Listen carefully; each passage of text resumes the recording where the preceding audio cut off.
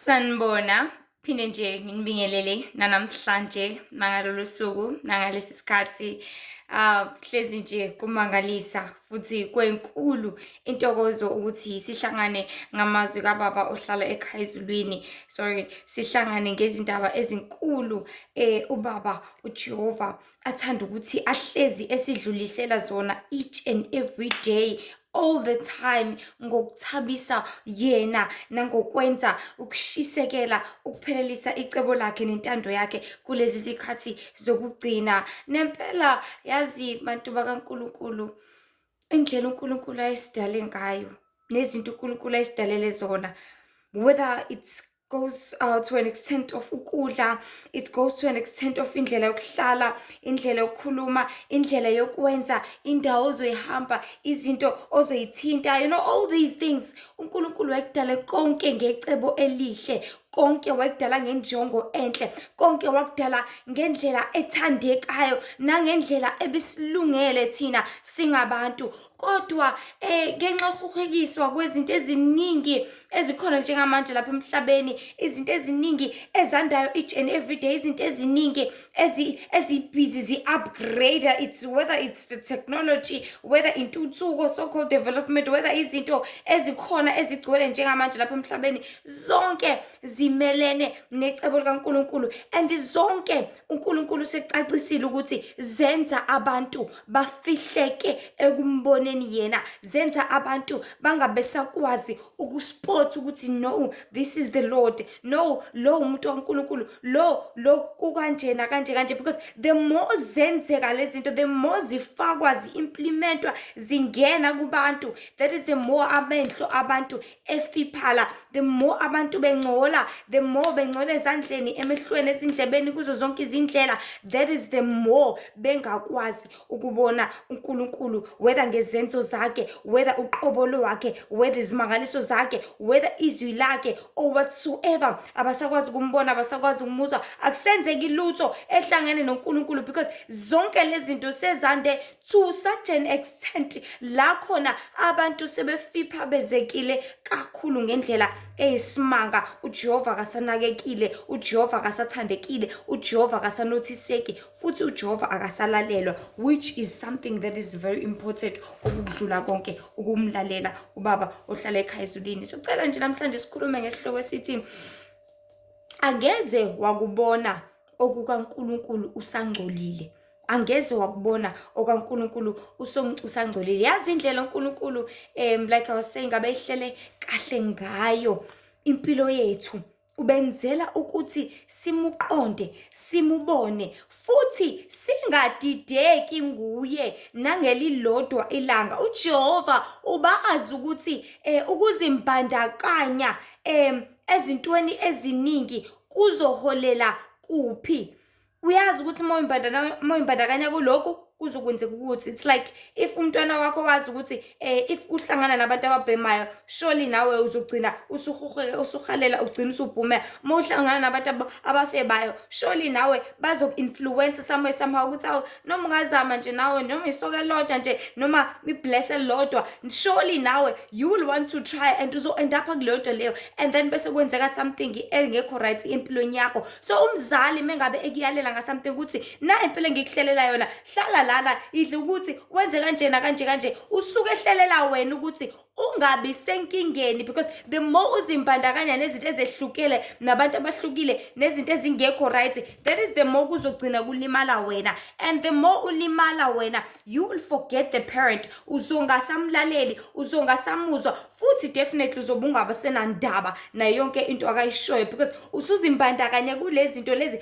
eziningi ezishusha noma ezishintsha impilo yakho to a point la khona zishintsha ingabe saba right, ingasaqoqeka, ingasafaneleka, ingasaba ile ndlela le ebekumele ibe yona, because umzali is the only one who can understand ukuthi umntwana wakhe udinga ini kanjani ngasiphi isikhathi, uyena ongakwazi ukumsiza ngayo yonke into. So akekho umzali ongayihlelela ingane yakhe ukuthi ingane yami ngifuna iphile kanje, ngifuna ikhule kanje, ngifuna ihambe kanje, ngoba ngifuna ekugcineni kosuku iphumelele to this kind of point. Ufuna ukuthi ingane yakhe ihlezi right, ufuna ukuthi ingane yakhe ihlezi ifudumele makubanda, ihlezi ijabulile, ingabi nabo usizi, ingabi nazo izinhlungu, ingabi nako zonke izinto ezingekho right empilweni. Wenza njani ngokwenza? Uyayihlelela konke kungakenzeki because usuke azi ukuthi kungenzakalani kusasa if there's something different eyenzakala empilweni yomntwana.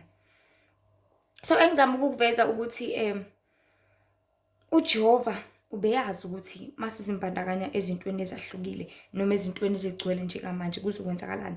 Ubeyazi ukuthi sokugcina singaluzwanga ngezwi lakhe. Ubeyazi ukuthi sokugcina singasamqondanga. Ubeyazi ukuthi sokugcina sesisuke kakhulu sashifta away from ipresence yakhe. Ubekwazi konke lokho. That is why wasihlelela impilo enhle kangaka. Kodwa le esigcine sesisukile kuyona singabantu. So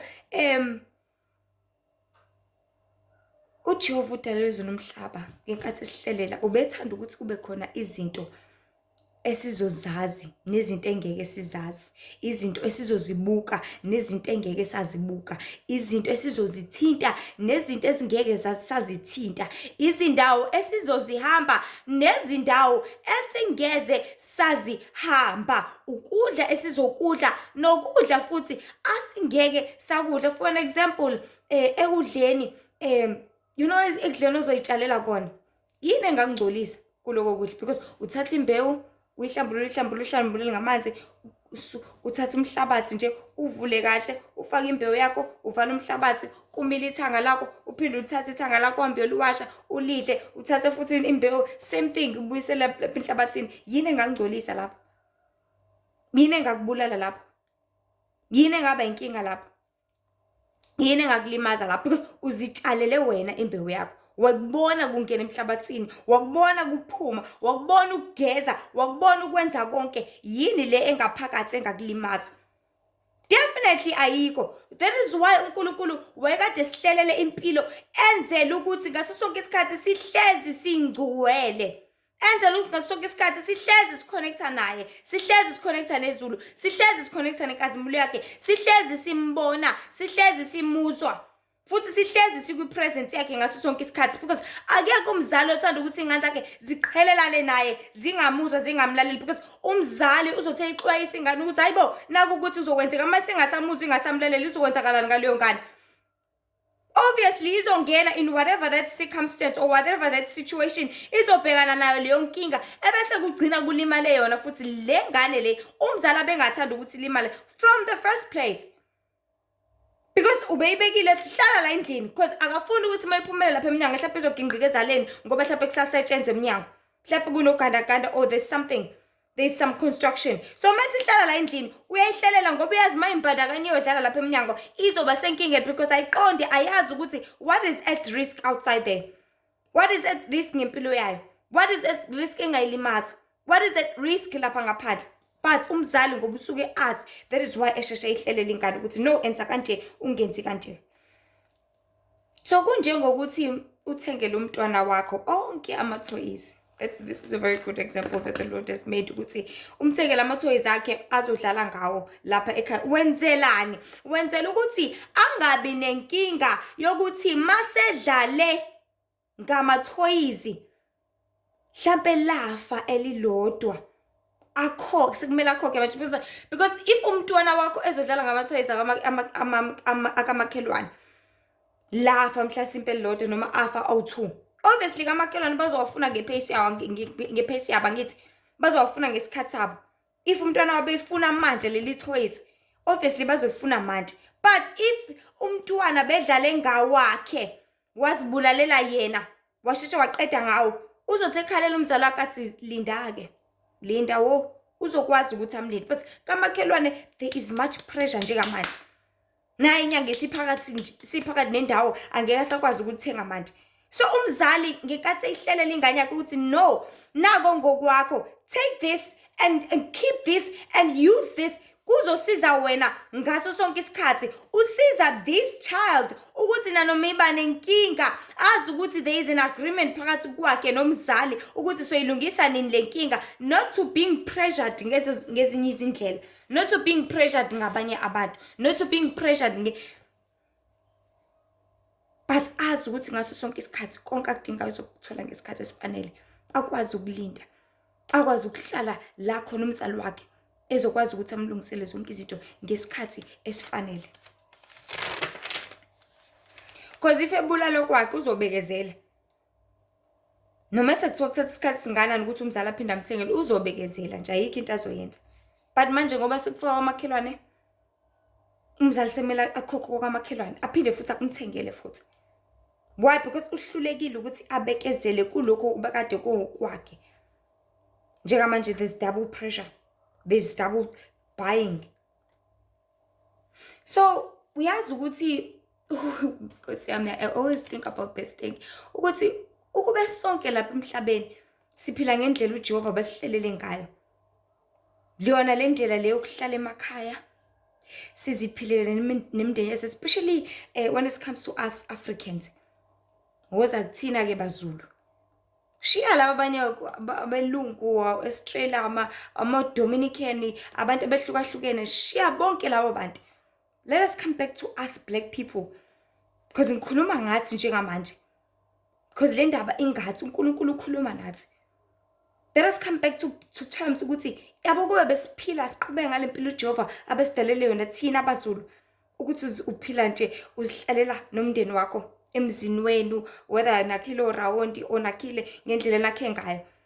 Nizihlalela nabathandiyo beni imndeni yenu, abantwana nabo bayakhula, abantwana bazijabulisa ngokubumbana. The only way abaya kuyona abantwana, noma the only way, noma izindlela kuphela ezithathwayo emndenini, indlela yokuthi kuyiwe emfuleni izintombi zihambe ziyogeza, indlela yokuthi kuyiwe ensimini, indlela yokuthi kuyoluswa. That is the only way ethathwayo. Noma bathatha ama-walkie or whatsoever.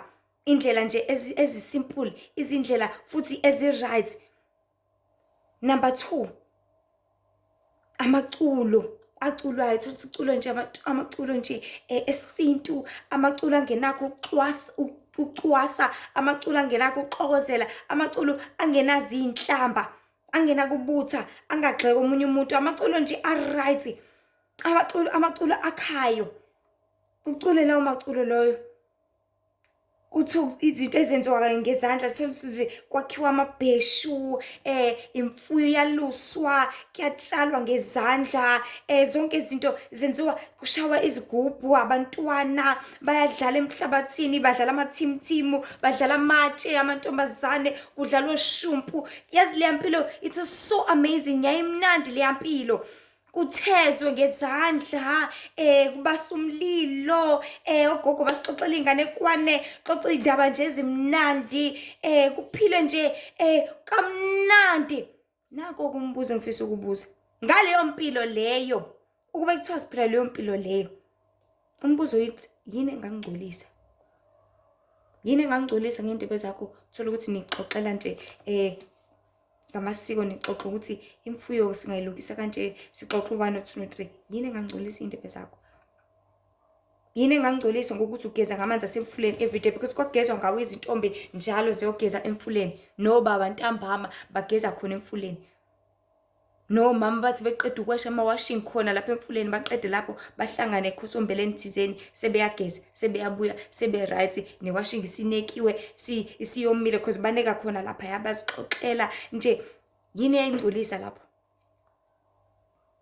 Yini eyayingcolisa abafana bathi beqeda nje ukuyolusa sebeyibhukudela emfuleni? Yini eyayingcolisa lapho?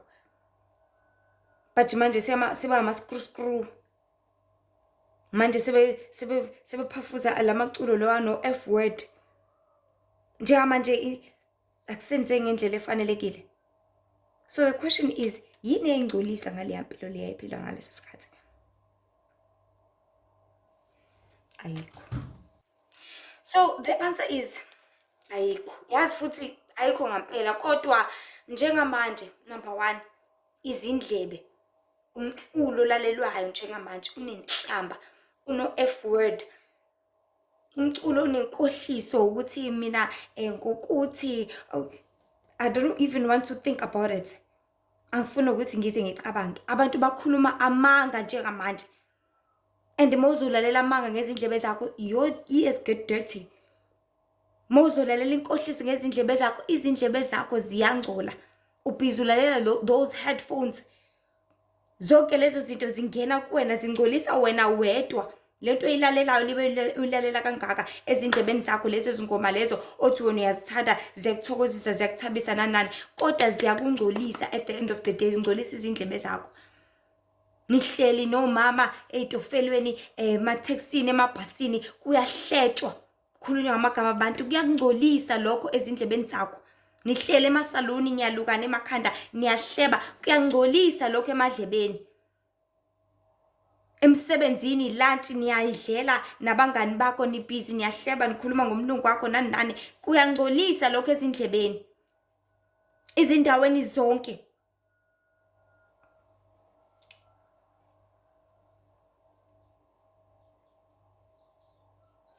There's a lot engcolisayo njengamanje. Why? Because asisaphilanga leya mpilo leyo bungcwele yasekhaya ezulwini uJehova kade sidalele yona.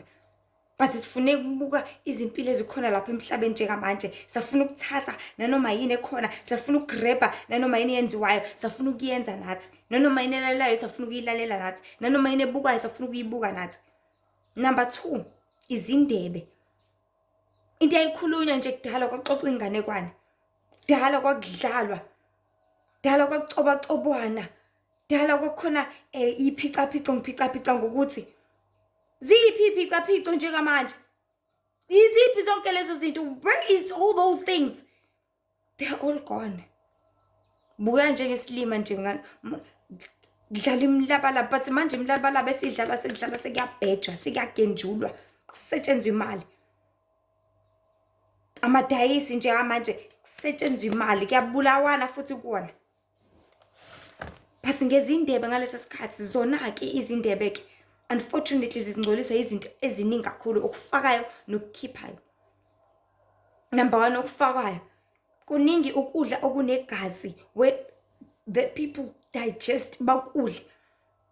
Thola ukuthi uzodla inyama ehlanjululiwe, uyidla injalo inegazi, izongena ngaphakathi ingcolisa unembeza wakho, ingcolisa umphefumulo wakho, because everything enegazi ngaphakathi, it dirties you inside. Ikwenza ube nesibindi, udla isibindi. That is why kudala abantu besifazane kuthiwa babengasidli isibindi, because sesikwenza ukuthi ungcole ngaphakathi. Umuntu wesifazane usunesibindi, usukwazi ukubulala, usukwazi ukukhipha umphefumulo wakho, usukwazi ukuabhotha ingane, because usunesibindi. Ngene ngane ngezindebe, kwangcolisa izindebe zakho from the first place. So usudla okunegazi njengamanje, sekudliwa nanoma yini. Udla izindebe zakho ziphinde zingcoliswe ingulube. People njengamanje, they are eating ingulube like it's nobody's business. Bacon and egg yasewimpi, pork, ribs ase spur. Zonke lezi zinto zingcolisa izindebe zakho. Ham, what is it, marshmallows akhiwe ngenyama yengulube. You just eat them like it's just a nice snack. Marshmallows ano ingulube leyana. No chapisi, kuningi. Do your research, people. Ziningi izinto ezifaka ingulube. Even ama-chips khona bhale halal nabhale haman. Is it haman, something like that. Yabo if ingabhali halal inengulube phakathi, yabhalo haman, even ngisho kuthiwa ama-chips noma ama-kebab noma ini kunengulube phakathi. And manje ukudla sekugcojozwe amafutha engulube. Ukudla sekuthengwa, uthi uzokuthenga ukudla sekurate, unesho enganani ukuthi all those fried chips akuzange kusetshenziswe amafutha engulube. You just come and buy whatever osufuna ukuyithenga, because usuhamba ukulangazelela izindebe zakho and then they get dirty ngaleyo ndlela. Mase zingcolile izindebe zakho, zingcole ngale ndlela ukuthi noma ungathi uyalibiza igama likaNkulunkulu ehlala ekhaya ezulwini, angeke wazi wasabela, ngeke lize lifinyelele, because zingcolile. uNkulunkulu akahlali la ngcole khona, akahlangane nento engcolile at all. Phinde futhi izindebe zakho ngcolisa okuphumayo, okuhleba. All the time abantu sebebheka ukuthi abantu usibani wenzeni, usibani uachieveni, kwenzakala emhlabeni, bafuna ukuthi baxoxe ngazo zonke lezi zinto. Hawu ingane yasibani abayibona ingcono, hawu Nkosi yami ukuthi nokuthi. ukuhleba kuyangcolisa, uqamba amanga, because uzozithola ususenkingeni. And then you will see ukuthi the only solution, let me just lie, ayikho into engayenza, kuzomele ngiqamba amanga. Sengilate vele emsebenzini, ngcono sase ngiqamba amanga khona ngeke ngize ngixoshwe. Otherwise bathe bazongixosha, bangithembisa ukuthi bazongixosha. You lie, because njengamanje akusaphilwanga leya mpilo liyana yokuhlala kamnandi sinethezeke sonke sibumbane ngothando nangentshisekelo nangentokozo yokuhlala sibumbene nemindeni yethu. But abantu they are scattered emhlabeni, they are scattered ezintweni eziningi esikhona njengamanje lezi ezibangcolisayo kangaka.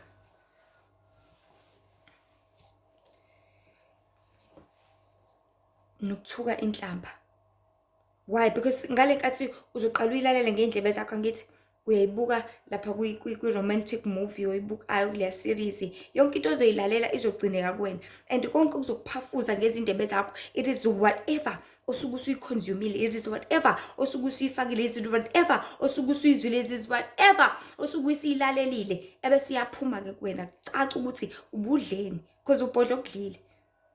Akho ungabhodla icoke kade iphuze Sprite, uzobhodla sona leso Sprite. So whatever kade uyifaka, kade ubuka uzalo, kade ubuka whatever, kade bethuka inhlamba, kade benze 1 no 2 no 3, uzokhipha kona lokho because ikona kubhizi apha engqondweni yakho. Uncolile. You are so dirty. So le nhlamba bizo ilalele, utshela ukuthi hayi ukulalela kuphela nje akusho lutho. Uzoyibiza ungasanakile uthi hawu yazi ngayithuka inhlamba nganakile. Uzucasiwe ingane yakho F word. Lele Zulu ke not lele Singisi. Ehlezi abantu liqaphe engqondweni zabo. Bangcolile, bangcolisa indebe zabo.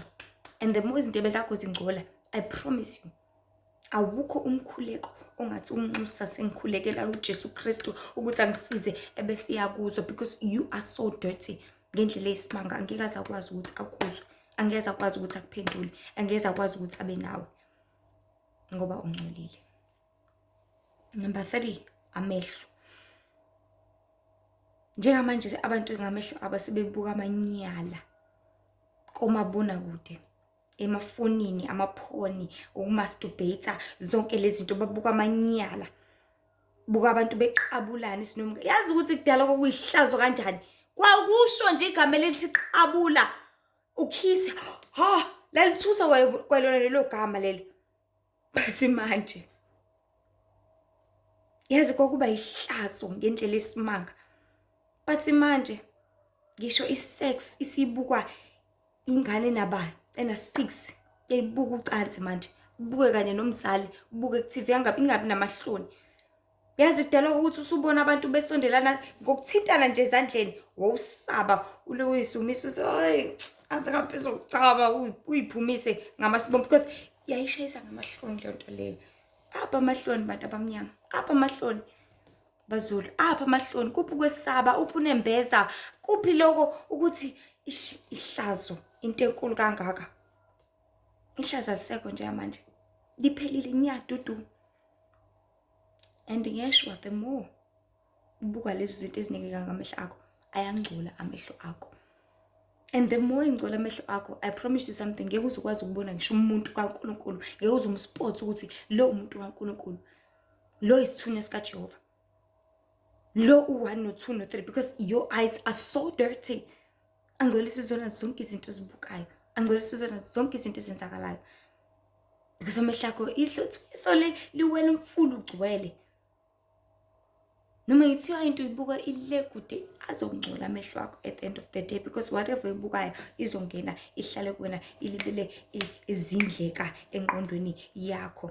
So the more people they get familiar with all these things ezikhona lapha emhlabeni, the more they get dirty, the more they get filthy kuwona wonke amalunga emizimba yabo. But if besithiwa siphila nje impilo baba ohlala ekhaya nabekade sidalele yona, sihlalele emakhaya, sidlalele oshumpu, sibumbane, sibungaze, sithabise, sithokozise nemndeni yethu nangakho konke singayithabisa ngakho, yini ebingasingcolisa? Ayikho. Number 4, kube izandla. You know these hands, they do a lot, they touch a lot. Ngezandla thina sasizakhela oshumpu, ogcwala bodlela kudlalo kube mnandi. But manje izandla zenzani ey'nganeni? Ayichofa amafoni. Izandla zenzani ey'nganeni? Azizi busy masturbation. What are they doing ngezandla zabo? Abasebenzisa ibhamu. Ababhemi beshuka insango ngezandla zabo. Benzani? Izandla zabo zimnyama manje, beshuka insango. So izandla ziyangcola ngezinto eziningi. Ikakhulukazi izinto ozithintayo kube ukuthinta isidumbu. You're gonna touch a body or uthinta ithuna, mhlawumbe uthi uyayiklinela nje uthinta ithuna. Izandla zongcola for 7 days. Kade uma period ushintsha lelo pad lakho, sekungcola izandla zakho. So uzothi umbika umuntu izandla ke. Ngeke uzofinyelela umkhulu wakho. Your hands are so dirty. Your hands are so filthy. Ngezandla zakho uyoxhawula futhi omunye umuntu. Konke ungcolo kula. Definitely kuyawelela nakuleyo omunye umuntu. Whether it's ungcola physical or spiritually, but kuyawelela komunye umuntu because your hands are super dirty. Zingcole ngale ndlela esimanga. Izinyawo, number 5, izinyawo zakho. Hlezi sazi bantu bakaNkulunkulu ukuthi izinyawo thuku zethu nezindlela esihambayo ushiya uphawu. Cause ngokufika kwakho kulowo muzi so awuyazi kade kukhona usibanibani ngezinyawo zakho. That is why you leave footsteps, footprints everywhere ngaso sonke isikhathi ngezinyawo zakho. So izindawo esizihambayo ziyazingcolisa izinyawo zakho. It's like unyathela ubulongwe ukuthi kusala ukungcola. You know ukuthi ubamba ungcolo ungakanani ebese uqhubeka uhamba nayo kumele wenze njani? Kumele uhambe uzithuntuta, right?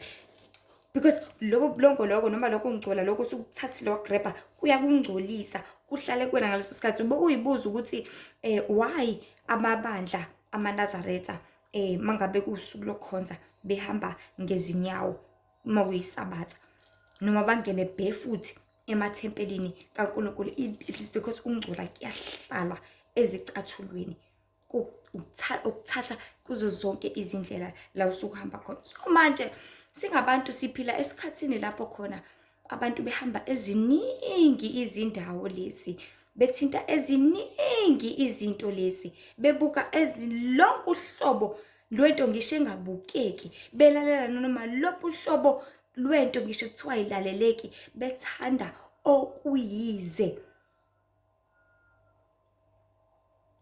That is why abantu bengcola each and every day. Because izinto esesiyimbandakanya kuzona akusezona lezi uNkulunkulu ade sidalele zona, akusezona lezi uNkulunkulu abefuna ukuthi sizenze, akuseyona impilo lo uNkulunkulu ade efuna ukuthi siyiphile, akusezona izinto uNkulunkulu ade efuna siyibuke, akusezona izinto uNkulunkulu befuna siyithinta, akusezona indlela befuna siyihambe, akusekona uNkulunkulu befuna sikukhulumele. Yonke lento ehletshwayo njengamanje, yonke lezi inhlambe ezithuka akukona. Bantu baNkulunkulu akusikona lo uNkulunkulu kade kufuna, akona lo uNkulunkulu kade kuthanda. Let's say nje just for a nice example, uyavuka ekseni. I want to make an example ukuthi umuntu ungcola kanjani. Ziningi kangakanani izinto engcolisa, especially kule mpilo esiphila manje because asisaphili impilo yakudala ngithi. Sorry. Uyavuka ekseni, number 1 ugeza ngendishi. La manzi ogeza ngawo ulibele uwathela. Uyawathela lo mngcolo kusuke la, uyaphinda futhi ukufaka la, uphinde ukususe la ukufake la, ulibele uyageza ngalamanzi, aqhubeka ayangcolisa.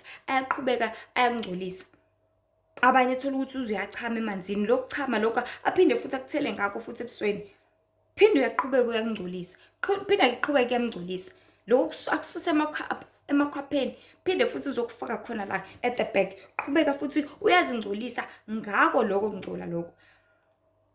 Yabo ukuthi ungcola libele kuhamba kuyaqhubeka kuhlala somewhere somehow. So uqede ukugeza kwakho usuyasuka usuyahamba ugibela itaxi, mhlawumbe kule taxi kade kufela umuntu noma kule taxi kade bebhizi eyishisela impepho umnikazi wayo mhlawumbe ethi uyayibonga kuNkulunkulu wakhe, and you gonna take any of those spells, you gonna take any of those dirt, and kunomoya wakhe negazi lakhe, because lo muntu lo ufele la usanomoya wakhe, kusanegazi lakhe la. Uyafika wena usuyabamba lawo masithi, usuyavula, uyavala, uyakhwabula konke. Uyafika emsebenzini, niyasebenza nabangani bakho, nibhizi, niyahleba, nikhuluma izindaba ezingasho lutho, usuyangcola. Khumbula number 1 ngenkathi ugeza ubukade uyingcolisile vele, mhlawumbe ungcola umzimba wonke. Number 2 usungcole izandla ngaleya sithi leya kade uyibambile ethexini. Number 3 niyakhuluma nabangani bakho, usungcola izindebe, usungcola izindlebe. Ngiyaqhubeka.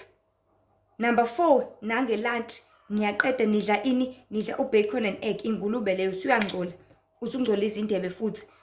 Still usazohaga umngani wakho, hawu mngani wami, kade indoda yakhe kade igqoke ijacket kade imba ngayo lapha ngeweekend. Naye umngani wakhe kade haga leyo ndoda yakhe, usumbethe lokho ngcola lokho kwaleyo muntu loyo, kwaleso sinyama lesalelo ekhaya lelo. Usuzohaga umngani wakho. No umngani wakho, you take lobo mnyama lokho besoka lakhe sebuzohlala kuwena because uyamhaga ngithi yamjabulela umngani wami nani. Still iphinde usuyabuya mhlawumbe sekulehlanu, it's month end, nidlula kwandawo sekungcola inyawo zakho. Phinde futhi ngalo kwenza ukuphuza kuphinde ngcola izindebe zakho futhi. Niyazingcolisa abantu baNkulunkulu, phinde niyalwa futhi khona la seniphuzile, seniyashayana, seniyathukana, niyangcolisana futhi ezindlebeni, ngcola futhi izindebe over and over again. Usuyabuya futhi awusashintsha, usukhathele, usuphuzile, usuyikhathalele, usufika uyalala futhi embedeni wakho. Ulala embedeni wakho, ulala na yonke le moya ade uyihabula whole day. Ulala nako konke ungcola kade ukulanda yonke indawo kubantu, zonke izindawo ade uzihamba, zonke izinto ade zenzeka, usuzongimbatha ingubo yakho. Leyo ngubo yakho futhi ungcolisa umbhede wakho, ungcolisa icover yakho, ungcolisa ipillow lakho, ungcolisa ublanket wakho, ungcolisa even your teddies. Usulala phezu kwabo ngisho onodoli. Laba onodoli bakho thola ukuthi unyaka wonke awubawash at all. The amount of ungcola keep on repeated. Iqhubeke nangakusasa you repeat the same thing, nangalelanga nangakusasa izingubo zakho mhlawumbe uyoziwash after 6 months. Abanye don't even wash them kuze kuphela unyaka, ingubo zokulala angayiwash.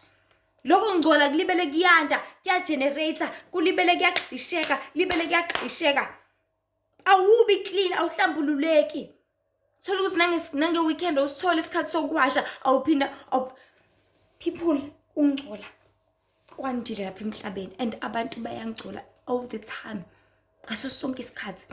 Why? Because akusaphilwa lempilo uJehova ade sitalele yona, akusaphila impilo uNkulunkulu ade sihlalele yona.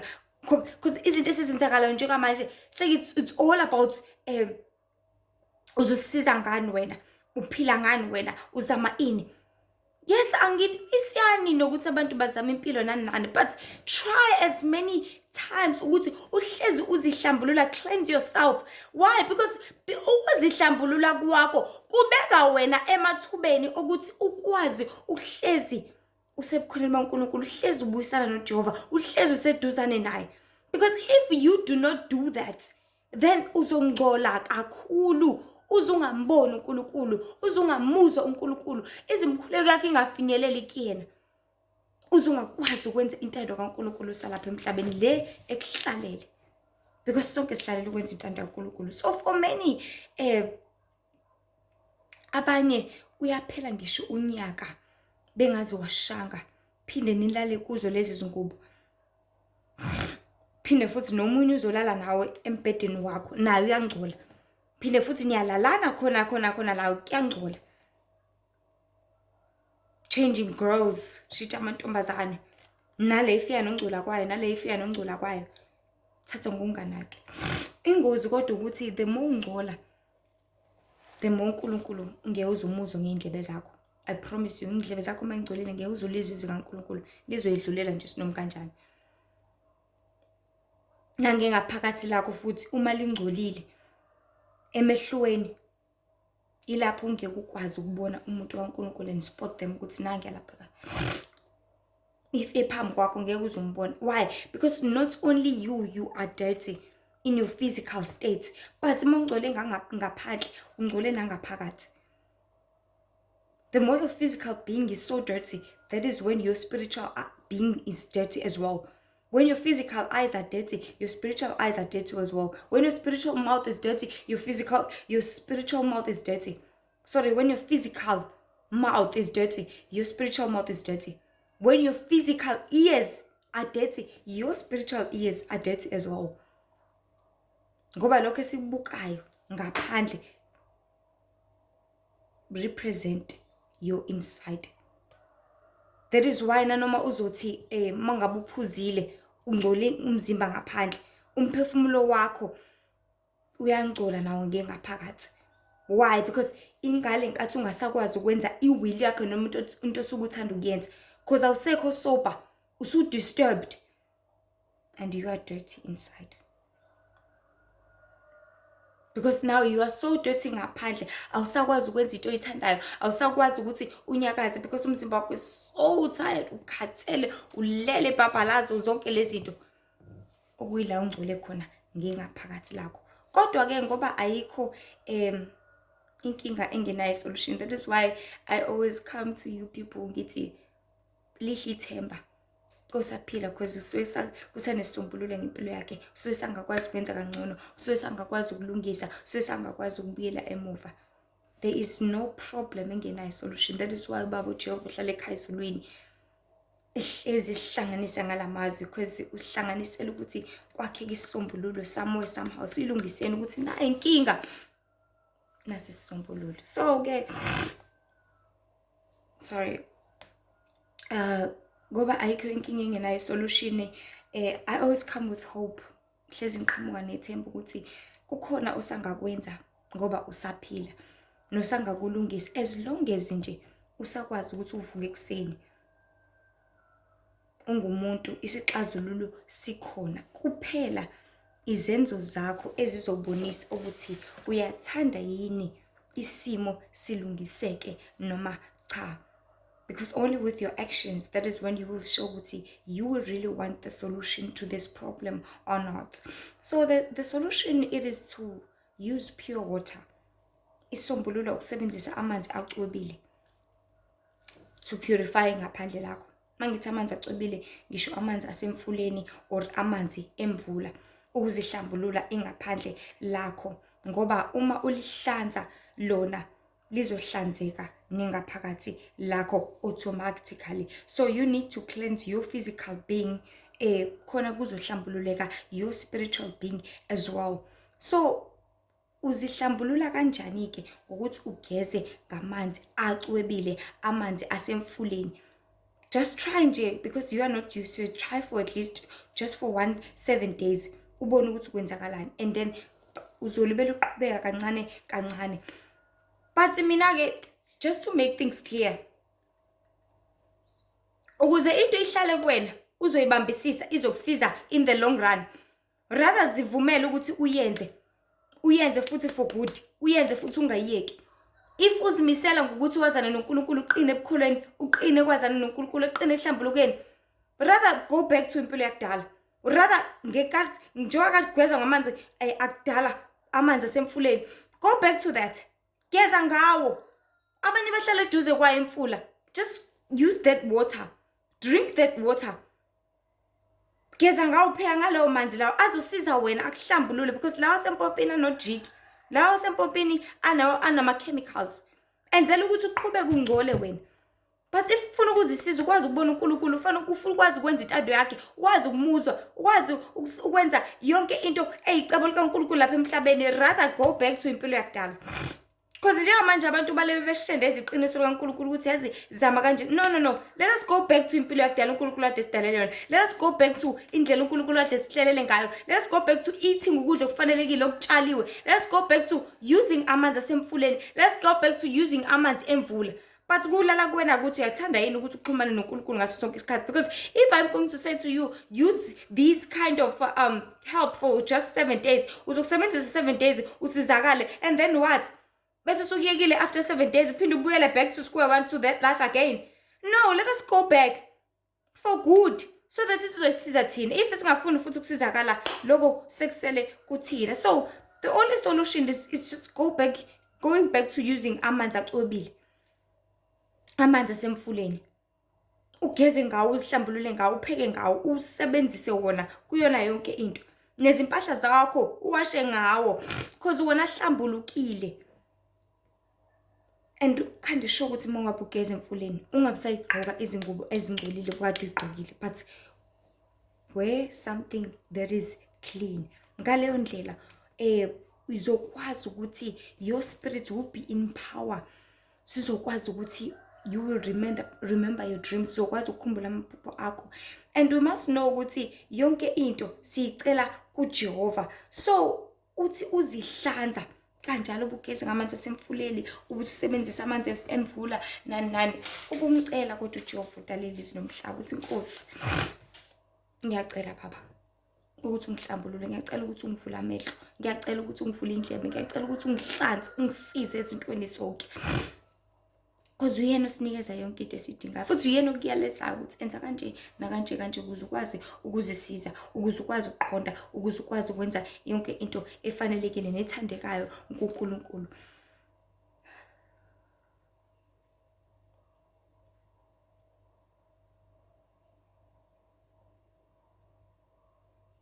And one thing that is very important, you need to know ukuthi kumele uhlezi consistent.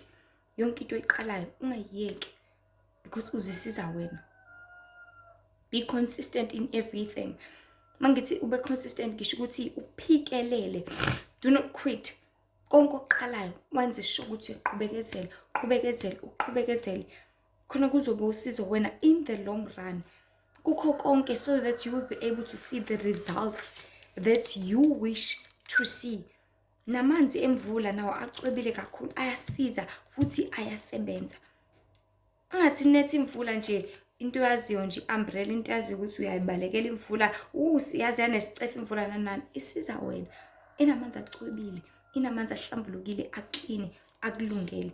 Njengoba ngiye ngabeka ukuthi uJehova ubekade sihlelele konke ngoba ubethanda sihlezi sisebukholweni bakhe, and sonke sizokhumbula ukuthi kudala kwakulula ukubona umuntu kaNkulunkulu. Yazi kudala kwakulula ngala, ngisho umbone ehamba lapho umbone ukuthi umuntu kaNkulunkulu ke loya, umuntu okhulekayo ke loya. Ngezenzo because amehlo abantu ayihlambuluke to that an extent ukuthi babekwazi ukuqonda izinto zasekhaya ezulwini. Kwakulula ukuya enkonzweni, kwakulula ukufunda izwi, kwakulula ukuya emanzini, kwakulula ukuya entabeni, kwakulula ukwenza zonke lezi zinto because impilo vele yayiphilwa, yayirepresenta uNkulunkulu ngazo zonke izindlela. Impilo vele yayiphila, yayirepresenta ikazimbulo kaNkulunkulu ngazo zonke izindlela. Ukudla kwakudliwa kwakuhlambulula ngaphakathi, kuhlambulula izindebe. Sithi othi mabekhuleka benxusa omama bethu ebusuku, imkhuleko yabo izwakale. Bethi behlangana kuzilwe ukudla, imkhuleko izwakale.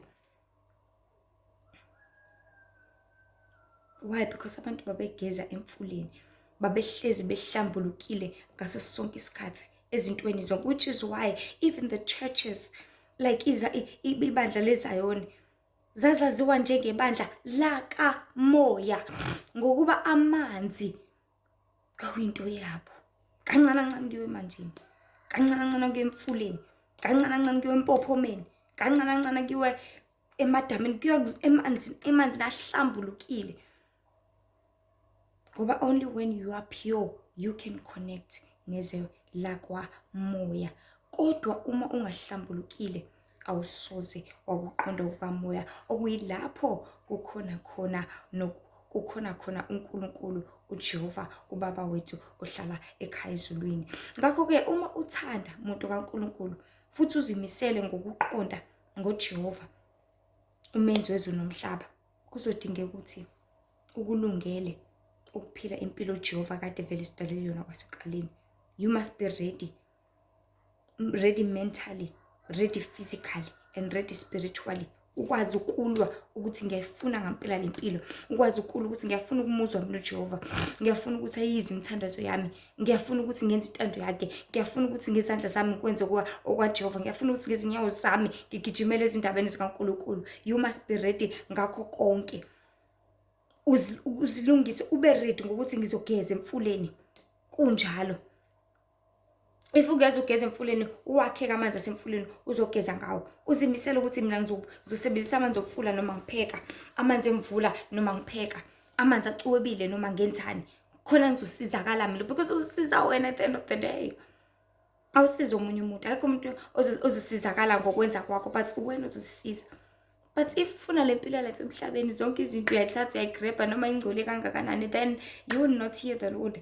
That is why uNkulunkulu libe lujoweka uphela lapha emhlabeni, because abantu sebembandakanyeke ezintweni eziningi uNkulunkulu akade engabadalelanga ukuthi bazimbandakanye kuzona. uNkulunkulu akade engathandanga ukuthi bazenze, engathandanga ukuthi bazibuke, engathandanga ukuthi bazithinte, engathandanga ukuthi bazikhulume bazidle, engathandanga ukuthi bahlale kuzona lezo zindawo. That is why umoya wakhe keeps on getting drawn, because the more bezimbandakanye kulezo zinto, that is the more bengcola kulezo zindawo, bengcola kuleyo makhaya, bengcola kulezo zinto abazilalelayo, abazibukayo, abazenzayo. And the more bengcola, the more uNkulunkulu esuka kubona, because akahlala endaweni engcolile, because ungcole ngaphakathi. Awusena ndaba nokubiza uJehova, awusena ndaba nokwenza intando kaNkulunkulu. Definitely that is when imimoya izoyigabaladela, izoyigingqikela kuwena, izozenzela umathanda, because you are so dirty. Yona ithanda indawo engcolile phela, ngoba la ngcole khona akekho uJehova, and la ingekho khona uJehova izokwazi ukuthi izifikele, izitanasele, izibusele. Kufana nasekhaya engekho umzali, igebengu zingayingenela nje sinomkandane, zingayibusela nje, zingazenzela umathanda nomachanca, because akekho umzali, ayikho protection. Ngakho ke, as I was saying, if uthanda ngempela uzimisela ngokuqonda ngoNkulunkulu, kuzomela ukuthi uzimisele ngokuthi wenze okufanelekile, uzidele. Uyilangazelele yampilo liyakudala. Ngizothi yakudala because sekushiwo njalo. Kahle kahle yona impilo uNkulunkulu kade sidalele yona yakudala, because abantu sebeyekile abasayifuni. Kodwa kahle kahle ngiyona yakudala, yona impilo le engimele ngabe siyayiphila, yona impilo le ebehlelelwe yona, yona impilo le ethabisa uJehova, yona impilo le engimele ngabe sonke siphila ngayo lapha emhlabeni, engabe sonke siqikelela ukuthi siphile ngayo.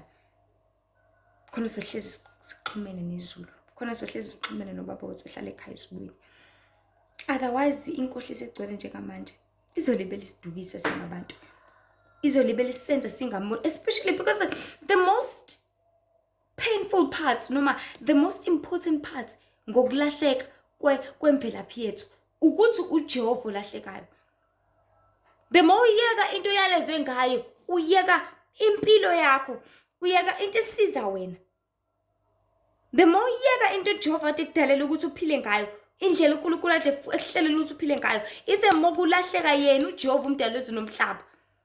Ithe more kulahleka inkazimulo yakhe, ithe more kulahleka ipresence yakhe, ithe more kulahleka uqobo lwakhe ezimpilweni zethu. And the more ilahleka uJehova kuzokwenzakalani? Noma yini ngasidwengula, noma yini ngasibulala, noma yini ngenza, noma yini ngeimpilo zethu, because akasekho eduzane nathi, akasekho uzokwazi ukusisiza. And if umoya wakhe singawuthobeli, lo siyalayo usiza ukuthi asenzeni kanje, singawuhloniphi, kuzobe ngazuthi awukho, because asiwulalela ngithi, futhi asiqikelele ukuthi uhlale kuthi ngokuzingcolisa ngokuphelele ngaso sonke isikhathi. So abantu baNkulunkulu kumele si-understand ukuthi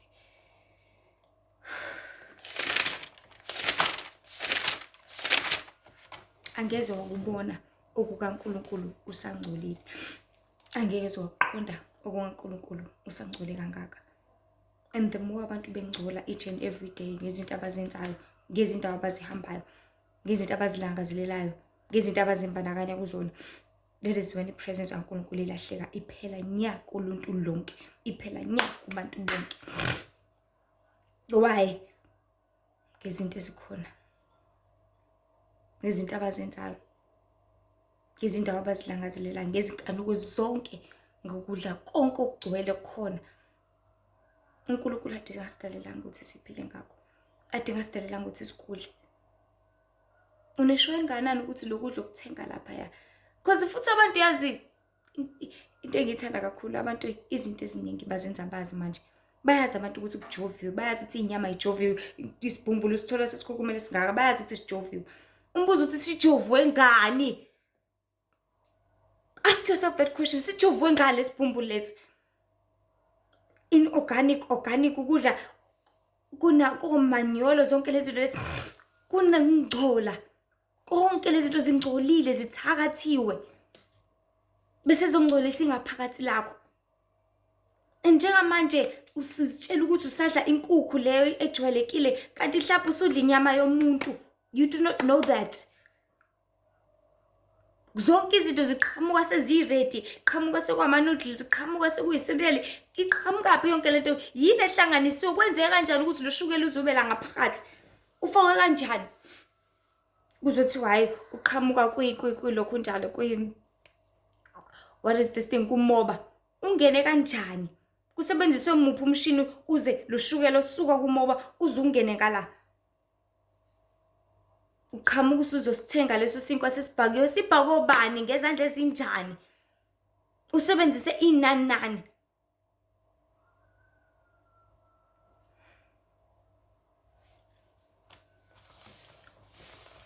Bantu baNkulunkulu, masifuna ukumazi uNkulunkulu, sifuna ukumbona, sifuna ukumqonda, sithanda ukuthi ahlale nathi. Sithanda ukuthi asisize, sithanda ukuthi asiqinise, sithanda ukuthi asiqondise, sithanda ukuthi ayizwe imikhuleko yethu, asizwe ekukhaleni kwethu, asisize. Kuzomela ukuthi siqikelele ukuthi sizihlambulule. Kuzomela ukuthi siqikelele ukuthi singazingcolisi. Kuzomela ukuthi siqikelele ukuthi sizihlambulule. Asibuyeleni emfuleni, asibuyeleni ensimini, asibuyeleni ebungcoleni. So that sohlangana noBaba uhlale ekhazulini, khona sokuxhumana nezulu.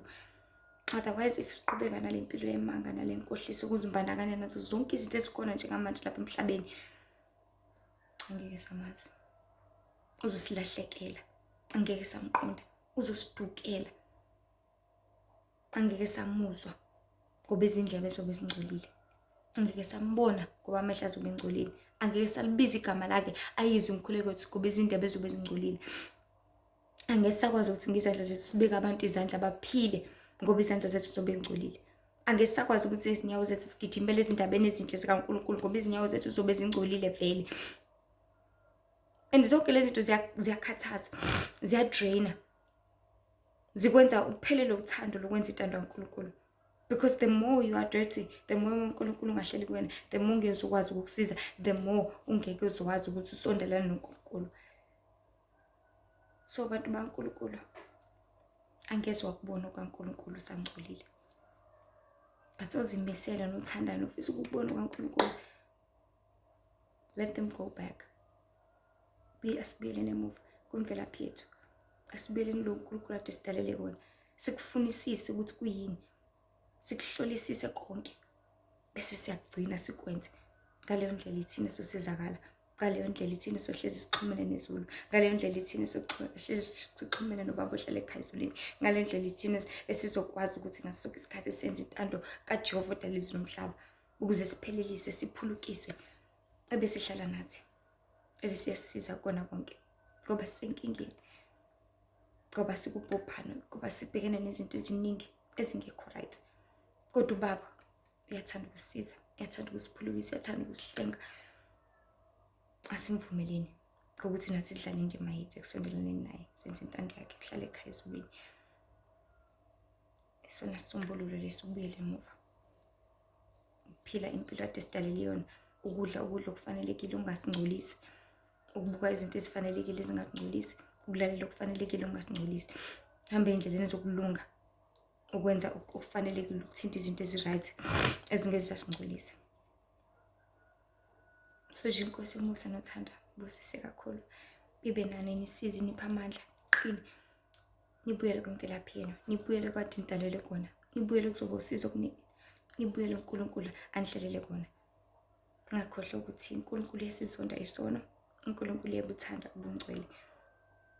Sacela nidlulisele nje le myalezo nakwabanye bathole ukuphulukisa. And ezinye izinkundla zokuxhumana khona ku-TikTok, Instagram and Facebook. Lo uLishithemba Mzobe. Nkosi nje ibe nani, inibusise kakhulu namuhla kuze kube phakade. Amen. Sorry.